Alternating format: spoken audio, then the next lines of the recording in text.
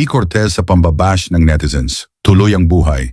Hindi tinigilan ng netizens ang social media personality na si V. Cortez matapos itong makiisa sa trillion peso march noong linggo, Setyembre 21.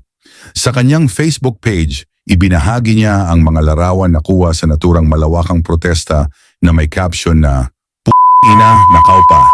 Ngunit sa kabila ng pakikiisa ni Vic sa panawagan ng sambayanang Pilipino, marami ang napataas ang kilay sa kanyang ginawa. Hindi pa rin kasi nakakalimot ang madla sa ginawa niyang pagsuporta sa ilang mga politiko at party list sa nagdaang eleksyon. Agad ngang nag-viral at umani ng samut-saring batikos mula sa madlang people ang naturang post ni V. Cortez. Sino nga ulit in-endorse nyo last election? Saad ng isang netizen. Comment naman ng isa, "Hoy V, isa ka pa, kala mo talaga no, na para bang hindi niya in-endorse si. Sana hindi ka na lang nag-post." Hirit naman ng isa. Sa isa pang Facebook post ay inamin naman ni V na takot siyang mag-post dahil alam niyang magagalit ang mga tao. Sa totoo lang, natatakot kami mag-asawa mag-post dahil alam namin na mababalik lahat ng galit sa amin. Pero mas okay na magsalita kaysa manahimik. Tatanggapin ko lahat ng panlalait mura at kung ano-ano pa.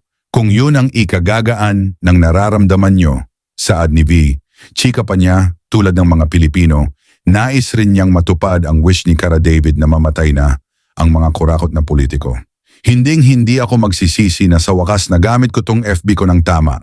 Hindi ko pagsisisihan na nasabi kong "Inanakaw pa," gate ni V.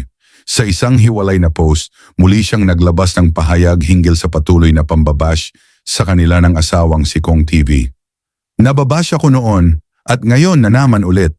Tanggap ko ng buong puso dahil alam ko saan ako nagkamali. Ang pinagkaiba lang ngayon mas malaya sa pakiramdam. Tuloy ang buhay sa ni V." Kung bago ka pa lang sa aking channel, pakipindot naman ang subscribe button at pati na rin ang notification bell para lagi kang updated sa mga bago kong video. Salamat at hanggang sa muli. Adios!